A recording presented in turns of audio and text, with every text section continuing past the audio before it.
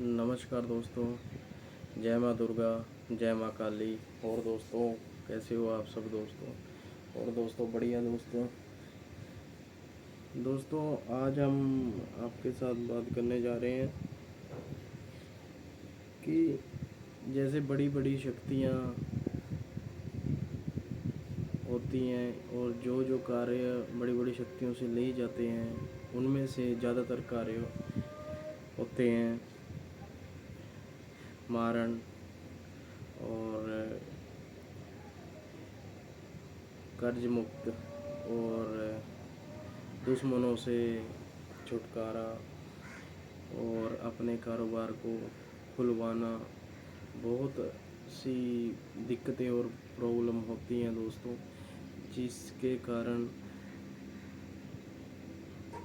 बड़ी बड़ी शक्तियों से कार्य लिए जाते हैं दोस्तों। और दोस्तों, इनमें से ही एक कारण ये होता है कि जब हम हवन करवाते हैं, हम घर की सुख शांति के लिए हवन करवाते हैं, नेगेटिविटी रिमूव करवाते हैं, अच्छे कार्य होने के लिए हवन करवाते हैं, ग्रह दोष का निवारण कराने के लिए हवन करवाते हैं। और बहुत सी जो आम चीज़ें हैं वो आपको पता होगा, पर आपको इन चीज़ों के बारे में नहीं पता होगा जो मैं आपको बता रहा हूँ दोस्तों। ये चीज़ें क्या है? ये चीज़ें हैं कि जब साधना होती है, यानी कि एक तो नॉर्मल साधना होती है कि जैसे व्यक्ति एक बैठा है, माला जपी जा रहा है, वो हो रहा है, ठीक है। एक साधना ऐसी होती है कि वो आपको कोई नहीं बताएगा। उसमें क्या होता है दोस्तों, उसके अंदर ये होता है कि जब आप साधना करने जा रहे हो, या आप लगा लो काल भैरव जी की साधना करने जा रहे हो, या माँ काली की साधना करने जा रहे हो, कोई भी आप साधना करने जा रहे हो, बड़ी साधना, या इन भगवान इंद्र जी की साधना करने जा रहे हो, तो आपको सबसे पहले क्या करना पड़ता है, यानी कि ये जो साधनाएं होती हैं उनके बारे में आपको कोई नहीं बताएगा। आपका गुरु भी नहीं आपको बताएगा कि करना क्या होता है। पहले वो क्या करेगा, आपको क्या करेगा, माला दिला देगा, गुरु मंत्र दे देगा, और फिर बीज मंत्र दे देगा, और उस आपको बोल देगा कि एक आसन लगाओ, एक फ़ोटो रख लो, यानी कि जो नॉर्मल होता है वैसे करनी है साधना। वो मैं ये नहीं कहता कि वो अच्छा तरीका नहीं है, वो भी अच्छा तरीका, बहुत अच्छा तरीका है। कई लोगों का बजट नहीं होता, और मैं ये नहीं कहता कि जिनका बजट नहीं होता वो अच्छे नहीं साधना कर पाते, ना उनसे होती दोस्तों। पर मेरे कहने का भाव ये है कि जो व्यक्ति साधना करने से पहले हवन कर ले उस देवी देवताओं के नाम का, और उन देवी देवताओं के नाम से पहले क्या हवन की विधि होती है, हवन पहले अपने कुल देवी देवताओं के नाम से किया जाए, ठीक है। फिर उसके बाद उस देवी या देवता का नाम से हवन किया जाए, और उनको बोला जाए कि हम आपकी साधना करेंगे, कृपा करके कोई भी अनहोनी ना हो, कोई डरावने दृश्य ना दिखें, अच्छे से हमारी साधना हो जाए, इस प्रकार से। और हवन में ये बोला जाता है कि जो भी नेगेटिविटी घर में और हमारे अंदर है उसको निकाल के जड़ से फेंका जाए। और 2 से 3 घंटे का हवन होता है, उसको संपन्न करने के बाद आप साधना में बैठ सकते हो, और अपने गुरु और माता माँ बाप से अपना आदेश लेकर के साधना कर सकते हो। और उसके बाद आप जब साधना में बैठोगे तो आपका जो आनंद है वो बहुत ही ज़्यादा बढ़ जाएगा, यानी कि आपका आनंद इतना ज़्यादा आ जाएगा कि शायद ही आपने कभी सोचा होगा कि इस बार मुझे इतना आनंद आ रहा है साधना के अंदर। और जब आपकी साधना समाप्त होगी और साधना के बीच में जो भी आपके अनहोनियाँ, यानी कि जो भी दृश्य आपको दिखेंगे वो बहुत ही कम दिखेंगे और बहुत ही अच्छे दिखेंगे, आपको डर कम लगेगा दोस्तों। और जो दृश्य आपको दिखेंगे इतने खतरनाक भयानक नहीं दिखेंगे जैसे दिखने चाहिए, ठीक है। और जब आपकी साधना समाप्त हो जाएगी और आपको बहुत ही ज़्यादा ऊर्जावान शक्ति मिलेगी, जिससे कि आप कोई भी कार्य करवा सकते हो, मारण मौन उच्चाटन इत्यादि के कार्य करवा सकते हो। और एक कहने पर भी आपके कार्य होंगे, मात्र एक कहने पर। और दूसरी बात है दोस्तों, जब हम हवन करवाते हैं, हवन के बीच में क्या होता है, एक प्रण लिया जाता है कि कोई भी शक्ति हमें आघात नहीं करेगी, यानी कि हम जीवित हैं या मर गए हैं, मृत्यु हमारी हो चुकी है, तो उसके बाद भी हमारे घर को कोई विनाश नहीं होगा। जैसे कि आजकल देखा जाता है कि जो हमारे बुजुर्ग थे या हमारे माँ बाप, कोई भी बुजुर्ग हैं, जो भी हैं या नहीं हैं, उन्होंने क्या करा होता है, वो पहले कोई सिद्धि साधना करी होती है, तो वो बीमार हो जाते हैं, चल बसते हैं, तो उनके बाद वो शक्तियाँ हमें परेशान करती हैं। तो इसी प्रकार से दोस्तों, ऐसी आपको कोई परेशानी नहीं आएगी, कोई आपको दिक्कत नहीं आएगी, और ना ही आपको घबराने की कोई बात है दोस्तों। और मैं आपके सामने लेके आया हूँ दोस्तों, ये एक हवन के लिए छोटा सा हवन कुंड है ये दोस्तों। इसमें आप हवन कर सकते हो। ज़्यादा लोगों के लिए ये मैं कहता हूँ कि ये सही नहीं है, इससे आप बड़ा ले सकते हो। अगर आप घर में 4 से 5 लोग हैं तो आप अच्छे से हवन कर सकते हो इसके अंदर। और दोस्तों, ये मेरे पे 10 सालों से 12 सालों से है ये हवन कुंड, और आप भी ऐसा एक हवन कुंड ले सकते हो दोस्तों। बड़ा भी ले सकते हो, छोटा भी ले सकते हो, जैसी आपकी इच्छा है दोस्तों। और दोस्तों, कई मेरे भाई पूछते हैं कि गुरुजी, जो मारण होता है, क्या इसका काट हो सकती है दोस्तों? मारण की काट हो सकती है। हाँ दोस्तों, मारण की काट बहुत ही आसानी से हो जाती है, पर मारण काट में भी नियम होते हैं, और नियम बनाए हुए होते हैं। हमारे जो भगवान हैं, उनके नियम जो बने हुए होते हैं, क्योंकि जैसे अब लगा लो एक व्यक्ति है, उस व्यक्ति ने अपनी सारी ज़िंदगी में, यानी कि जितना वो 35 40 45 25 साल का है, जितने जब तक उसको समझ थी कि उसने बहुत बुरे काम किए, और वो बहुत ही ज़्यादा बुरे काम करता है, मतलब उसने ऐसा कोई अच्छा काम नहीं किया और उस पर मारण हो गया है, तो उसका जो मारण का है वो काट है, वो बहुत ही मुश्किल हो जाती है कि उसको उसकी मारण क्रिया को रोका जा सके। पर हम फिर भी जब कोशिश हम करते हैं कि जब अगर एक कण भी उसका अच्छा निकल जाए, उसका कर्म का अच्छा निकल जाए, तो उसकी माफ़ी हो जाती है दोस्तों। बात सिर्फ कर्म की होती है, क्योंकि जो हमारे कुल देवी देवता हैं, वो हमारे कर्म और धर्म पर ही चलते हैं दोस्तों। अगर हम कर्म और धर्म नहीं करेंगे तो वो हमसे नाराज़ हो जाएंगे दोस्तों। ठीक है, उसी प्रकार से जिस प्रकार से आपके माँ बाप आपसे नाराज़ हो जाते हैं जब आप कुछ कमाते नहीं हो, घर में दारू मदिरा पी के आते हो, उनका कहना नहीं मानते, तो इस प्रकार से ही वो भी आपसे नाराज़ हो जाते हैं दोस्तों। ठीक है। और दूसरी बात मैं आज आपको बताऊं कि इसमें जैसे लगा लो कोई व्यक्ति है, कोई फकीरों को, बाबरियों को, पीरों को, और लोक देवताओं को, घर के देवी देवताओं को, पितरों को, किसी को भी मार रहा है, और उस व्यक्ति पे मारण क्रिया हो गई है और वो व्यक्ति बहुत अच्छा है, तो उसके उसके ऊपर मारण क्रिया कार्य ही नहीं करेगी दोस्तों, चाहे उसके ऊपर कोई भी चीज़ छोड़ दी जाए। पर हाँ, ये भी नहीं है कि कोई भी चीज़ मारण नहीं करेगी, पर उस पर जो जैसे और शक्तियाँ हैं, बाबा कलवा पवन जी की शक्तियाँ हैं, बाबरी बाबा की शक्तियाँ हैं, और अमर सिंह पवन की शक्तियाँ हैं, ऐसी शक्तियाँ को आपको पता है कितना तीव्र गति से कार्य करती हैं, पर उन कार्य तो वो कर देती हैं जब महाराणा हो। ठीक है, पर उसके अंदर जो व्यक्ति कैसा भी हो, अच्छा हो या बुरा हो, पर उसके बाद जब वो व्यक्ति को नुकसान पहुंचा देती हैं, उसके बाद जो व्यक्ति उनको भेजता है तो वापस मुड़ के उसी व्यक्ति पे ही वो आघात कर देती हैं, क्योंकि इनको भी पता होता है कि वचनों में जब कोई बंध जाता है तो उसको वचन पुगाना पड़ता है। जैसे कि आज के समय में मैंने, यानी कि कोई भी व्यक्ति, आप किसी को वचन दे दो, हाँ भाई तुम मेरा भाई है, मेरे साथ दुख सुख में खड़ेगा, तो वो क्या करते हैं, वो वचन दे देते हैं, बाद में खड़ते नहीं हैं। तो ये कलयुग है।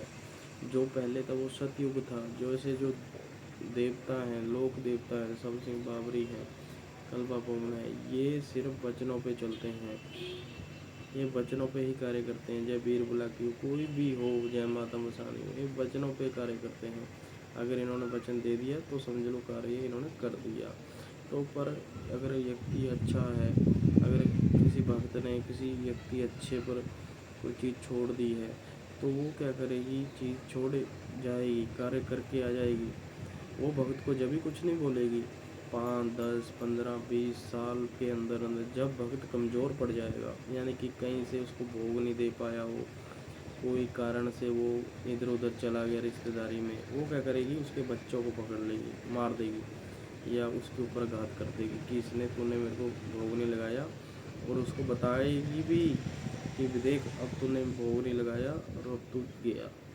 ये कार्य होता है दोस्तों। और कई दोस्तों ये लोग मुझसे ये भी पूछते हैं कि हाँ जी, आप यक्षिणी, अप्सरा, किन्नरी, गंधर्व इनकी साधना क्यों करवाते हो दोस्तों। दोस्तों इनकी साधना करवाने का सबसे बड़ा मतलब ये होता है कि जो हमारे ऋषि मुनि थे, सबसे पहले वो यही साधना किया करते थे और इन्हीं साधनाओं से ही वो उच्च कोटि पे साधना को करते थे। क्योंकि अगर लगा लो मैं आपको ये यक्षिणी अप्सरा साधना ना बताऊं और आपको सीधा मैं बता दूं कि माँ काली की साधना कर लो, माँ 10 विद्याओं की साधना कर लो, काल भैरव जी की साधना कर लो, बटुक भैरव जी की साधना कर लो, शिव साधना कर लो, माँ दुर्गा की साधना कर लो, तो दोस्तों कर तो लोगे आप। जो उनके यानी कि अनुभव हैं, जो साधना के बीच में अनुभव होते हैं, आप उनसे ही पागल हो जाओगे। इसी प्रकार से मैं आपको ये साधना नहीं करवाता और इतनी जल्दी नहीं बताता। मैडम पहले का कारण ये है कि आपको सबसे पहले यक्षिणी, अप्सरा, किन्नरी, गंधर्व, प्रेत, भूत, जिन्नात यानी कि ऐसी साधना करनी चाहिए। और मैं ये नहीं कहता कि जिन व्यक्ति को सात्विक में साधनाओं में इंटरेस्ट है वो सात्विक करे, अप्सरा यक्षिणियों की। जिसको तामसिक में इंटरेस्ट है वो भूत प्रेत जिन्नातों की साधना करे। पर इनका भी कारण है, जो सात्विक और तामसिक में दोस्तों ज़मीन आसमान का फ़र्क है। और इनमें फ़र्क क्या होता है दोस्तों, सबसे बड़ा फ़र्क ये है कि जो तामसिक है और सात्विक है, सात्विक और तामसिक के अंदर जो सात्विक है, सात्विक के अंदर क्या होगा, सात्विक के अंदर आपको जो आप किसी पे भी कोई कार्य करोगे, यानी कि मारण उच्चाटन कोई भी, तो आपका लगा लो 4G या 5G जैसे सिम होता है ना, ऐसे ही सात्विक और तामसिक का होता है। सात्विक में कार्य करे जाते हैं, पर सात्विक में मारण बहुत इतना तीव्र कार्य नहीं करता है, उसमें 4 से 5 दिन लग जाते हैं, 10 दिन भी लग जाते हैं, 20 दिन भी लग जाते हैं। पर मैं ये नहीं कहता कार्य नहीं करते, कार्य होते हैं दोस्तों, तीव्र गति से भी होते हैं। पर जो तामसिक होता है, जो तामसिक विधि से किया जाता है, वो जो कार्य है वो इतनी तेज़ी से होता है। जैसे कि लगा लो 1 GB की फ़ाइल हमें 5G नेटवर्क पर डाउनलोड करनी हो, कितने मिनट में हो जाएगी, 5 मिनट में हो जाएगी। इसी टाइम से जो तामसिक है वो रात को 11 से लेकर 2 बजे के बीच बीच में करा जाता है। और रात को 11 से 2 बजे के बीच बीच में ही इंसान की मृत्यु, पागल ऐसी चीज़ें हो जाती है। क्योंकि जो ये शक्तियाँ होती हैं ये मीठे पे नहीं चलती, ये चलती है भोग पे। जैसे कि मुर्गा, बकरा, ऐसी ऐसी मदिरा, ऐसी ऐसी चीज़ों पे चीज़ें चलती हैं और तब जाके कार्य करती हैं। ज़रूरी नहीं है कि ये चीज़ें इन्हीं के लिए बनाई, ऐसी कामों के लिए बनाई नहीं दोस्तों। ये जो चीज़ें थी वो इसलिए बनाई थी कि कोई व्यक्ति बहुत ज़्यादा बुरा है, यानी कि बहुत ज़्यादा गंदा है, बुरा है, उसको कहीं से भी सज़ा नहीं मिल रही, तब उसको इस लाइन से सज़ा मिलती थी। और आज लोगों ने क्या कर लिया, भक्ताओं ने क्या कर लिया कि जो पैसों का बिजनेस है वो बना लिया और पैसों के चक्कर में अपनों को मारे जा रहे हैं। किसी को पागल कर दिया, किसी को कोई चीज़ छोड़ दी। तो इसी प्रकार से नेगेटिविटी कार्य करती है, यानी कि जो भूत प्रेत होते हैं इनको छोड़ा जाता है। पर जो वीर होते हैं, कई लोग तो वीरों को भी छोड़ देते हैं, जैसे वीर बुलाकी हो गया, बाबा कल्पा पवन जी हो गया, पर ये बेचारे बंधन में बन जाते हैं, ठीक है। पर जय प्रेत भी होगा ना, अगर उसको भी छोड़ा जाएगा तो वो भी वापस में आकर उस उसको घात करेगा जिस व्यक्ति ने उसको छोड़ा है। तो दोस्तों इसी प्रकार से मैं आपको बोलता हूँ कि एक अपना मार्ग चुनो, एक अपना मार्ग चुनो, सात्विक या तामसिक या रजोगुण या तमस गुण, कोई भी अपना मार्ग चुनो कि आप करना क्या चाहते हो। कई व्यक्ति क्या होते हैं कि सात्विक भी होते हैं और तामसिक भी होते हैं। मैं ये नहीं कहता कि सात्विक हो या तामसिक हो, आप सिर्फ एक अपनी लाइन चुने और एक ऐसा हवन कुंड लेके अपना हवन विधि करें और हवन विधि के अंदर आप अपनी शक्तियों को जगाएं। मंगलवार वाले दिन हवन करें, शनिवार वाले दिन हवन करें और एतवार वाले दिन हवन करें, सोमवार वाले दिन हवन करें। जो भी आपके घर में दिन मनाया जाता है उस देवी देवताओं के नाम से उस दिन आप हवन करें। बुधवार को हवन करें, पर उसकी मर्यादा के अंदर ही करें, मर्यादा से बाहर होकर मत करें। कहने का भाव ये है, अगर सबका साथ सबका विकास, यही इसमें हवन में होता है कि जब सब बैठ के हवन करते हैं तो जो शक्तियाँ होती हैं बहुत ज़्यादा खुश होती हैं और बहुत ज़्यादा खुश होकर आपके साथ में रहती हैं और आपका कार्य करती हैं दोस्तों।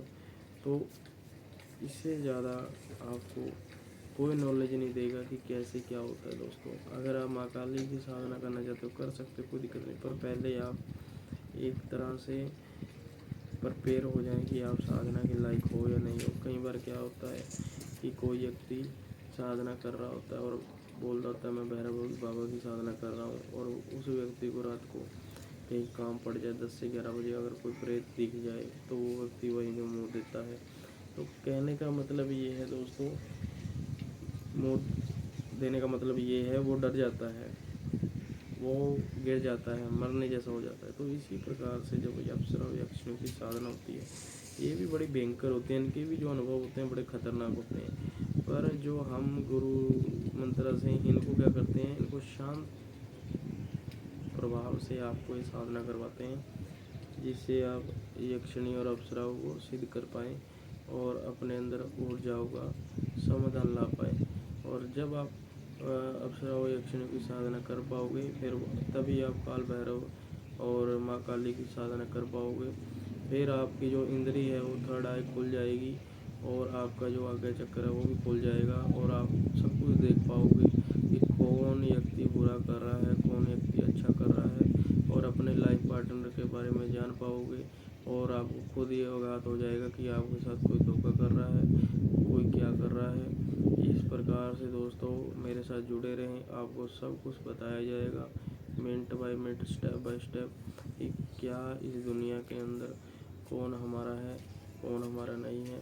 और शक्तियों का जागरण मिलन के साथ होता है, यानी कि जब आप हवन करोगे, हवन में अलग अलग शक्तियों को बुलाओगे तो उन शक्तियों का जब मिलन होगा और वो शक्तियाँ आपको जब आशीर्वाद देंगी, तब आप उनसे कोई भी कार्य करवा सकते हो और उन शक्तियों से आप कोई भी चीज़ पूछ सकते हो।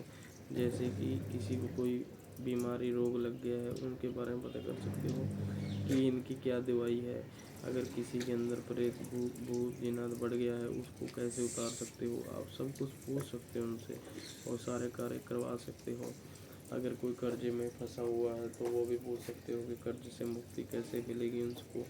और अगर किसी को घर में भूत प्रेत बाधा है वो भी आप निकाल सकते हो बिना कोई प्रॉब्लम के। और एक तरह की आप गद्दी लगा सकते हो घर के अंदर, गद्दी लगा करके आप घर पे ही उपाय कर सकते हो दोस्तों। और जब भी आपको ये लगे कि इसमें कोई भी प्रॉब्लम है इस व्यक्ति में, तो आप उसके माथे पे उंगली लगा करके आप उसको सही कर सकते हो दोस्तों। मैं कोई लालच में ये वीडियो नहीं बनाता, मैं कोई किसी के कहने पे नहीं बनाता। मैंने जो देखा है, जो मैंने किया है, साधना की है, मैं उसको वीडियो बनाता हूँ। नहीं, लोग तो आज के समय 50-50 हज़ार रुपये लेते हैं साधना को सिखाने का, कराने का और नेगेटिविटी रिमूव का। तो मेरा बस यही मकसद है कि आप लोगों को एक जागरूक करूं, जिससे आप खुद ही एक भक्तावर की दुनिया में आकर के और अपनी लाइफ को जी सकते हो और साधनाओं में आ सकते हो। बैठे बैठे ही आप मंत्र जाप कर सकते हो और उनके दर्शन कर सकते हो। जिनकी आपको साधना करनी है, जिन भी आपको देवी देवताओं को बुलाना है, उनको आप बुला सकते हो और अपनी लाइफ के अंदर सुख समृद्धि पा सकते हो। कर्ज से मुक्ति हो सकती है आपकी दोस्तों, अगर आप इस लाइन में चलना चाहो। और दोस्तों, हम सात्विक और तामसिक दोनों में कार्य करवाते हैं, दोनों में सिखाते हैं। यानी कि दोस्तों, एक तरह की पढ़ाई होती है, जैसे हम एक क्लास से +2 तक पढ़ते हैं, इनमें भी क्लासें होती है। तो इसी प्रकार से जो अप्सरा और यक्षिणी की साधना है, ये आपको +1 क्लास से शुरू होगी। मतलब आप ये है, तो मैं एकदम आपको 12वीं क्लास नहीं करा सकता। जैसे कि बच्चा 10 साल का होता है, वो 5वीं 6वीं में होता है, तो इसी प्रकार से आपको क्लासें करवाई जाएंगी और आपको बताया जाएगा। और अगर आप हवन करवाना चाहते हो, मुझसे करवाना चाहते हो, ऑनलाइन करवाना चाहते हो, वो आप करवा सकते हो। आप पूरी विधि विधान के साथ आप करवा सकते हो। सामग्री हमको भेज सकते हो हमारे एड्रेस पे, हम आपका हवन करवा देंगे। चाहे नेगेटिविटी का हो, चाहे घर निवारण हो, कोई भी प्रॉब्लम हो, आप हवन करवा सकते हो और सुख पा सकते हो दोस्तों। ठीक है दोस्तों, कोई भी कार्य आपको करवाना हो तो रवि जी गुरु ज्ञान मार्ग में कॉन्टैक्ट करें। आपके लिए 24 घंटे हाजिर हैं। हर प्रॉब्लम का समाधान सिर्फ यही है रवि जी गुरु ज्ञान मार्ग पे। और हमसे और जुड़ने के लिए आप हमसे कॉन्टैक्ट भी कर सकते हो। ठीक है दोस्तों, और कॉन्टैक्ट नंबर 9041 नहीं सॉरी 9041082662। हमें व्हाट्सएप ही करें, हमें कॉल मत करें। कॉल हम उठाएंगे नहीं, व्हाट्सएप पे हम आपको जानकारी देंगे। पूरी आप जानकारी लेनी है तो ले सकते हो। और आज के लिए इतना ही, फिर मिलते हैं। जय श्री राम, जय माता दी, जय माँ दुर्गा, जय अपने वीरों हीरो की, जय अपने गुरुओं की, जय अपने माता पिता की।